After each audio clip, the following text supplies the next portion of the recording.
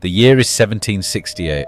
The salty wind rolls across the river that divides London, carrying the scent of the sea and the promise of adventure. At the docks, a wooden ship bobs gently against the tide, its masts reaching skyward like the spires of a great cathedral. The ship is the Endeavour, and it is destined for history. Aboard, the crew moves with the steady rhythm of seasoned sailors, securing ropes, loading provisions, and whispering among themselves about the journey ahead. Whispers of lands unseen, of oceans uncharted, of dangers untold. Some speak of fortune and glory, others of hardship and death. But at the centre of it all, standing tall beneath the fluttering red, white, and blue of the Union Jack, is a man with a quiet intensity in his eyes, a man whose name will soon be spoken in the same breath as the great navigators before him. His hands are worn from years at sea, his face weathered by wind and sun. He is not a lord, nor the son of privilege, but a self-made man, risen from the humblest of beginnings. He has spent his life mastering the art of the oceans, mapping the world with a precision no other has matched. Now, as the Endeavour creaks against her moorings, ready to slip away from England's shores, he gazes out toward the horizon. Beyond it lies Tahiti, Australia, and the vast unknown, a world waiting to be drawn into existence by his own hand. This is the dawn of an age of exploration, a time when the world is still a mystery, when blank spaces on maps are filled with whispers and legends. But soon, those blank spaces will have names, and the unknown will be known. Because this man, this navigator, this explorer, this captain, will go farther than any before him. It is the early 1730s. The wind howls over the cliffs of Whitby, carrying with it the tang of salt and the cries of circling gulls. Below, the North Sea churns, an endless expanse of restless grey, stretching toward the unknown. And towering above it all, standing watch over the town like the ghosts of another age, lie the ruins of Whitby Abbey. Once a place of prayer and power, the abbey was burned and broken in the reign of Henry VIII. Its skeletal remains now home only to the wind and the whispers of history. The great stone arches still reach toward the heavens, blackened by time, a reminder that even the grandest things can fall. Below, in the narrow, twisting streets of Whitby, smoke rises from the chimneys of fishermen's cottages, mingling with the scent of the sea. It is here that James, a boy of modest birth, begins his day. His boots scuff against the cobbled paths as he makes his way towards school, the damp morning air nipping at his cheeks. In the distance he sees his father, a farm labourer, already heading off to the fields. The older man turns and lifts a hand in a silent farewell, a nod of quiet encouragement. James waves back, knowing that his father's toil is what keeps their family fed. The schoolhouse stands near the heart of the town, a simple, sturdy building. Inside, the air smells of ink and damp wool, and the voices of boys reciting their lessons echo off the walls. James is not the fastest learner, nor the most privileged, but he has something more valuable, a mind that hungers for knowledge, a curiosity as vast as the ocean itself. Numbers, maps, and stories of lands beyond England's shores fill his head, sparking a yearning for something beyond the ploughed fields and fishing boats of his youth. Outside, the ships bob in the harbour, their masts swaying gently with the tide. The boy does not know it yet, but one day he will command his own vessel to the far, untouched reaches of the globe. By the time James Cook reached his late teens, the pull of the ocean was undeniable. Whitby, with its thriving shipyards and the constant presence of merchant vessels sailing in and out of the harbour, had shaped his ambitions. He had spent his early years working in a small shop in the village of Great Ayton, where his father had taken up a position as a farm manager. But the dusty quiet of landlocked life could never compare to the call of the sea. At 17 he left the family homestead behind and made his way back to Whitby, where he found work as a merchant apprentice for the influential Quaker ship-owning family, the Walkers. Under their guidance, Cook learned the art of navigation, the secrets of shipbuilding, and the discipline required for life at sea. His early years were spent aboard coal ships moving cargo along the rugged English coastline. It was a tough, grueling life, but Cook thrived. He developed a reputation for precision, discipline, and an insatiable desire to learn. By 1755, with nearly a decade of merchant experience behind him, Cook faced a choice: settle into a comfortable career in trade or challenge himself further. The answer came when Britain went to war with France and the Royal Navy needed skilled sailors. Cook, always seeking the next horizon, volunteered, a decision that would change the course of history. Unlike many sailors who were pressed into service, Cook joined willingly, eager for the challenge. His exceptional skills were quickly noticed, and instead of being assigned to menial deck work, he was put to study navigation, astronomy, and cartography. The Navy provided the education he had always craved. His first major assignment came during the 7 Years' War. While serving aboard the Pembroke, he took part in the British siege of Louisbourg in Nova Scotia, and then played a crucial role in mapping the St. Lawrence River, allowing British forces to capture Quebec. His charts were so accurate they were used for decades afterward. By the war's end, Cook had risen to master's rank, a remarkable achievement for a man of his humble origins. The year was 1768, and the Endeavour, a sturdy converted coal ship, bobbed gently in the waters of Plymouth. Its oak timbers creaked under the strain of supplies being loaded: barrels of salted meat, hardtack biscuits, freshwater casks, muskets, maps, and instruments of navigation.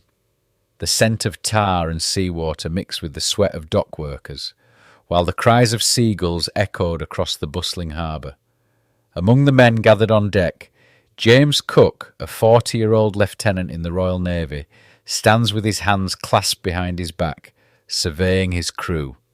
His orders, issued by the Royal Society, were twofold. First, he was to lead an expedition to the Pacific island of Tahiti to observe the transit of Venus across the Sun, a celestial event that could help determine the size of the solar system. But there was a second, secret mission. Tucked inside a sealed envelope from the Admiralty, which Cook was only permitted to open after reaching Tahiti, were instructions to seek out the fabled Great Southern Continent, Terra Australis Incognita. His crew was a mix of seasoned sailors, young adventurers, and brilliant minds. The ship's botanist, Joseph Banks, a wealthy and ambitious scientist, had brought along a team of artists and naturalists. The vessel was also stocked with seeds, livestock, and scientific equipment. If there was an undiscovered continent out there, the British were determined to claim it before anyone else. Then, on August 26th, the Endeavour set sail, passing through the Bay of Biscay and into the Atlantic. The voyage was long and the conditions harsh. Weeks at sea meant rationed food, dwindling fresh water, and the ever-present threat of disease. The smell of unwashed bodies, damp wood, and rotting food filled the lower decks. Cook, however, was a captain unlike many others. He insisted on strict hygiene, frequent airing of bedding, and a diet supplemented with sauerkraut and fresh citrus, a decision that helped keep his crew free from scurvy, the scourge of long sea voyages. After rounding Cape Horn, they entered the vast, uncharted Pacific. The ocean stretched endlessly in all directions, the deep blue interrupted only by the occasional rolling wave. Weeks turned to months, and then, finally, in the April of 1769, land appeared on the horizon. After nearly 8 months at sea, the Endeavour arrived in Matavai Bay, Tahiti. The island was a vision of paradise: lush green hills, coconut palms swaying in the warm breeze, and white sand beaches lapped by turquoise waters. The local Tahitians greeted them with curiosity and gifts of fruit. Cook, ever the diplomat, established friendly relations, and with the help of a Tahitian priest named Tupaya, the crew built an observatory on Point Venus, where they would watch the celestial event. On June the 3rd, the day of the transit of Venus, Cook and his men gathered around their instruments. Through their telescopes they watched as the small black disk of Venus moved across the face of the sun. The observations were recorded meticulously, but due to the limitations of their instruments, the results would ultimately prove inconclusive. Still, the mission had been a success in other ways. It was here that Cook finally opened the secret Admiralty orders. His next destination? The vast uncharted waters of the South Pacific, the great unknown in search of Terra Australis. Guided by Tupaia, who had an astonishing knowledge of Pacific navigation, Cook sailed south, charting countless islands along the way. His journey would take him to the uninhabited Society Islands, then southwest toward a landmass no European had ever mapped before. By October 1769, the lookout's voice rang out from the crow's nest. Land ho! They had reached the rugged shores of New Zealand. The Endeavour drifted cautiously along the jagged coastline of New Zealand, the first European vessel to ever map these shores. The land rose dramatically from the sea, towering cliffs of volcanic rock, thick green forests stretching inland, their canopies swirling with mist. From the deck, Cook and his crew watched as plumes of smoke curled into the sky from Maori settlements, dotting the rugged terrain. For the next 6 months, Cook's meticulous hands worked tirelessly, charting the coastline, sketching every bay, cove and headland. He recorded wind patterns, tide movements, and the deep fjords that cut into the land like jagged scars. This was no easy task. New Zealand was wild, its waters unpredictable, and its people wary of these strange visitors. Clashes with the Maori warriors, armed with taiaha spears, and war canoes were tense and sometimes bloody. Misunderstandings turned to skirmishes, and the hiss of fired muskets occasionally shattered the quiet. But Cook, ever the pragmatist, sought peace where possible, exchanging goods and knowledge. He learned their names for places, their intricate tattoos telling stories of ancestry, and the waka harua, the great ocean-going canoes that had carried their ancestors across the Pacific long before any European set sail. By March 1770, Cook had done what no man before him had managed. He had mapped both islands of New Zealand with astonishing accuracy. But his greatest discovery lay ahead, across the vast, uncharted abyss of the Pacific Ocean. For centuries, explorers had speculated about a great southern land, a vast, mythical continent that was said to balance the northern hemisphere's mass. Now, in April 1770, Cook's keen eyes caught sight of it. From the deck of the Endeavour, the land stretched before them, a golden coastline fringed with dense eucalyptus forests, their oily leaves shimmering silver green in the sun. Smoke curled lazily from the treetops, signalling the presence of ancient inhabitants. The sea here was an impossible shade of blue, broken by turquoise shallows where the waves lapped gently at the shore. They had arrived at what would later be known as Botany Bay. The first Europeans to set foot on Australia, Cook and his men rowed ashore, greeted by the unfamiliar sounds of kookaburras laughing in the trees and the scuttling of strange creatures in the underbrush. As they stepped onto the sand, Aboriginal men stood watching, their spears held firm but not raised in hostility. Their dark eyes, filled with generations of knowledge, regarded these pale newcomers with caution. They were the Gwagal people, custodians of this land for tens of thousands of years. Joseph Banks, ever the scientist, was entranced. He and his team rushed about, gathering alien-looking plants, cataloguing brilliant red waratahs, delicate wattles, and eucalyptus leaves that oozed their strong medicinal scent. The land was unlike anything they had ever seen. But Cook was no mere botanist, he was a man of orders. He took out his journal and wrote the fateful words, "I now once more hoisted English colours." He had claimed the land for Britain. After charting the coast, Cook turned the Endeavour north, following the coastline for months, carefully sketching every inlet, sandbar and jagged rock. But fate had a cruel twist in store. One evening in June, as the ship crept through the labyrinthine shallows, the peaceful silence was shattered by a sickening crack. A violent shudder ran through the vessel. She had struck something. The Great Barrier Reef, the largest coral system on Earth, had snared them in its grasp. Water poured through the splintered hull, and the ship lurched, groaning under the weight of impending doom. Panic spread through the crew, but Cook remained calm. He ordered ballast and cannons thrown overboard, lightening the ship. For 24 agonizing hours, the men worked tirelessly, pumping water, patching leaks with sails and wax, and praying the Endeavour would hold. By sheer luck or Cook's skill, the ship broke free, limping toward the nearest land. A wild, empty stretch of coastline that would later bear his name, Cooktown. Beached on the muddy banks of the Endeavour River, Cook and his men made camp, repairing the battered ship. Here they encountered a people older than the pyramids, older than Stonehenge, the Aboriginal Australians. The Gugu Yimithirr people watched from the trees, observing these strangers with quiet curiosity.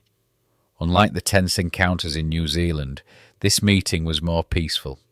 With careful diplomacy, Cook and his men exchanged gestures, attempting to bridge the vast gulf of language and culture.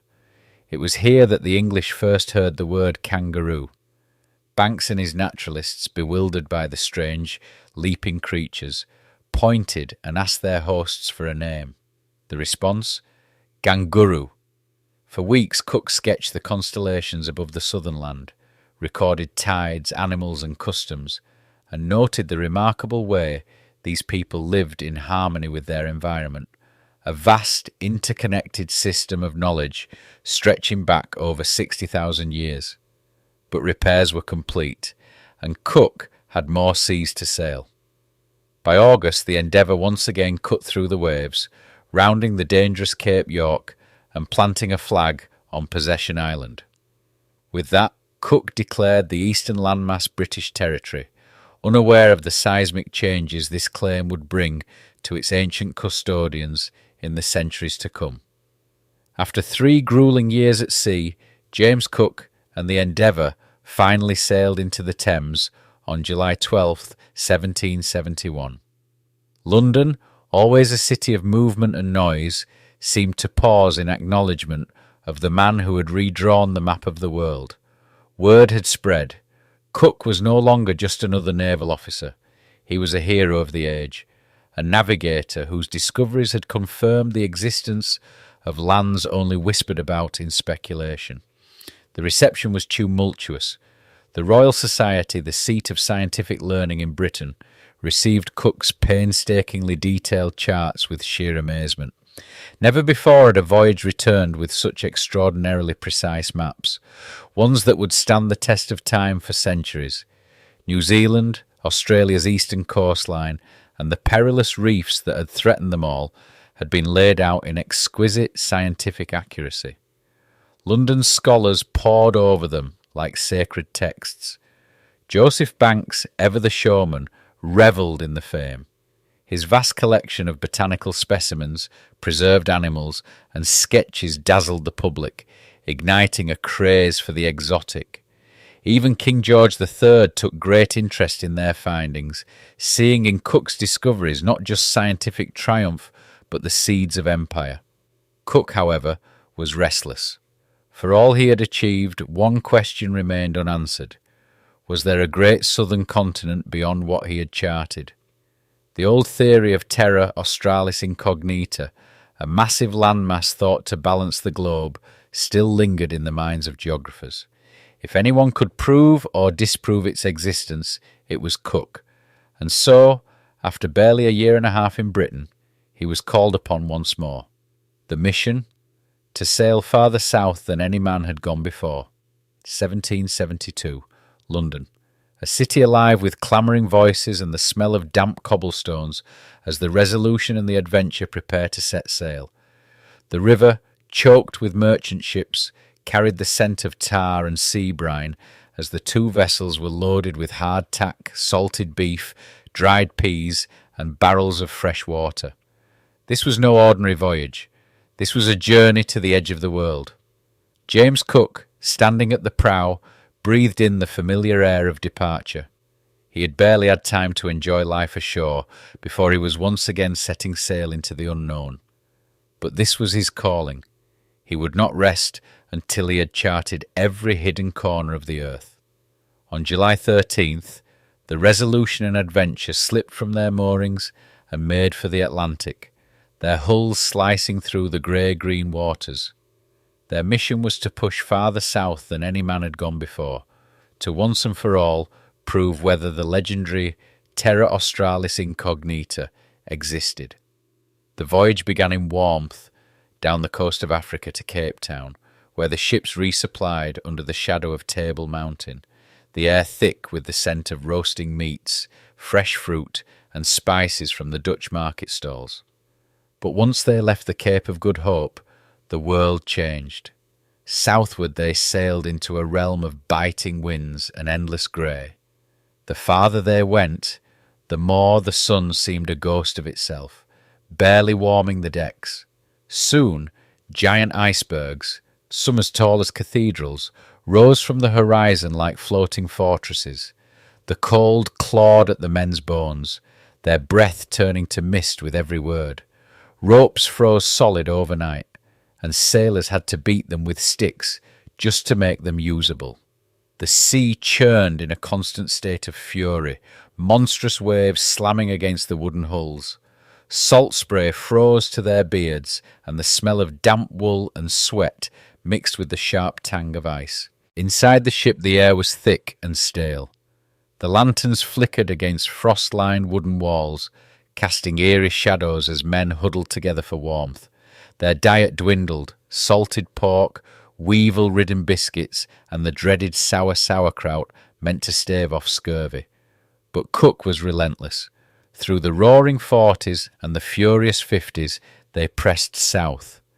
Then came the screaming 60s, where the wind howled so violently that men had to tie themselves to the deck to avoid being thrown overboard. The ships dodged massive ice floes, weaving through a frozen maze, always on the brink of disaster. On January 17th, 1773, Cook did what no human had ever done before. He crossed the Antarctic Circle. The men stared in awed silence at the endless frozen desert before them, where the sea was a shifting labyrinth of white and blue. They had reached the true edge of the world, but the ice was closing in, and with it the risk of being trapped in an icy grave. Reluctantly, Cook turned the ships north, his mission incomplete. He never found Terra Australis because it did not exist, but what he did find was a world beyond imagination, a realm of ice and fury where no man had ever dared to venture. When Cook finally returned to Britain in 1775, he had not discovered a new continent, but he had destroyed a myth. Terra Australis was a fantasy, and he had mapped the edge of the world itself. His voyage was hailed as one of the greatest achievements in exploration. The Royal Society, astounded by his charts, declared him the greatest navigator of his age. He had done the impossible, sailed farther south than any man before him, through the deadliest waters on earth. But Cook himself was not done. He had one more voyage left in him. By 1776, James Cook was no longer just a navigator, he was a living legend. He had redrawn the maps of the world, proving the mythical Terra Australis did not exist, and had ventured further south than any human before him. Now, at the age of 47, he was preparing for what would be his final expedition, though he did not know it yet. The British Admiralty had a new mission for him: to find the elusive Northwest Passage, a fabled sea route that would link the Atlantic and Pacific Oceans through the Arctic. If successful, Britain would control one of the most valuable trade routes on earth. But something was different this time. The captain who set sail that day was not the same man who had fearlessly mapped the Pacific a decade earlier. Years at sea had worn him down, physically and mentally. His once boundless patience was now shorter than a candlewick in the wind. the calm, respectful leader who had once charmed Polynesian chiefs, now had a volatile temper, snapping at his officers and lashing out at his crew. Some historians believe years of exhaustion, malnutrition, and stress had affected his mind. Others suspect that mercury poisoning, from the medicine he took for stomach ailments, was causing his erratic behaviour. Either way, the gentleman explorer was becoming a harsh disciplinarian. After sailing through the vast emptiness of the northern Pacific, Cook's ships, the Resolution and Discovery, arrived in Hawaii in 78. It was the first recorded contact between the British and the Hawaiian people. The timing of their arrival was uncanny. They had sailed into Kealakekua Bay during the annual Makahiki Festival, a celebration of the god Lono. The ships, with their tall masts and billowing white sails, resembled traditional images of Lono's arrival from the sea. The Hawaiians, believing Cook to be a divine figure, greeted him with gifts, feasts, and chants. For a time, Cook basked in the adulation. The crew enjoyed the warmth of the islands, fresh food, and the company of Hawaiian women. But Cook, ever the practical explorer, knew the voyage had to continue. After resupplying, they left to explore the Arctic, searching in vain for the Northwest Passage. The seas were impassable, blocked by walls of ice, and the journey turned into a grueling battle against nature. By early 1779, the battered ships returned to Hawaii. This time, the welcome was far colder. The Hawaiians were no longer in a festive mood. They had already lavished gifts on Cook's men the first time, and now saw them as ungrateful, demanding guests. Cook, frustrated by delays and supply shortages, began acting out of character, treating the locals with harshness instead of diplomacy. The final straw came when one of Cook's boats was stolen. Furious, he decided on a bold and foolish move. He would kidnap the King Kalaniʻōpuʻu and hold him ransom for the stolen property. It was a grave miscalculation. Kanaina, an elderly chief, approached Cook, chanting angrily. He was told to back down, but refused. The king, though initially cooperative, was surrounded by angry warriors as he walked toward the shore with Cook. Tension filled the air. Then, as the Hawaiian chief was shot and killed, the bay erupted into chaos. Cook, caught in the melee, turned to signal his men, but before he could react, a warrior clubbed him from behind. He fell into the surf, blood turning the water red. As he struggled to get up, a dagger plunged into his back. William Bligh, the future captain of the Bounty, watched the scene unfold through his spyglass, writing, "They dragged Cook's body up the hill, where they tore him to pieces." Despite the hatred the Hawaiians had for Cook and his crew, they gave him the funeral rites reserved only for the kings and chiefs of the islands according to their own sacred customs.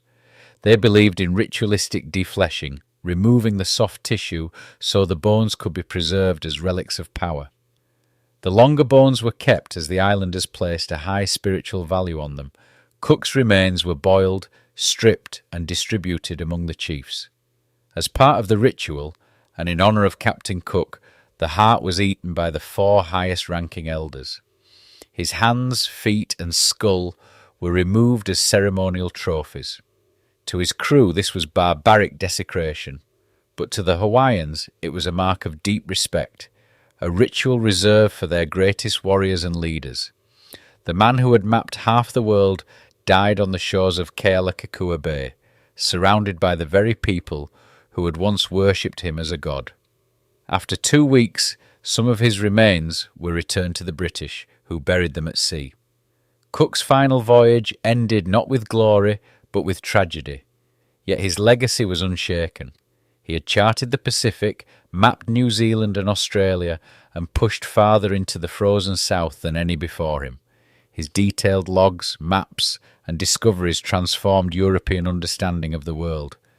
And yet his story serves as a cautionary tale. Even the greatest explorers, when exhausted and overconfident, can fall victim to their own hubris. James Cook had conquered the seas, but in the end, the new lands he claimed for England claimed him.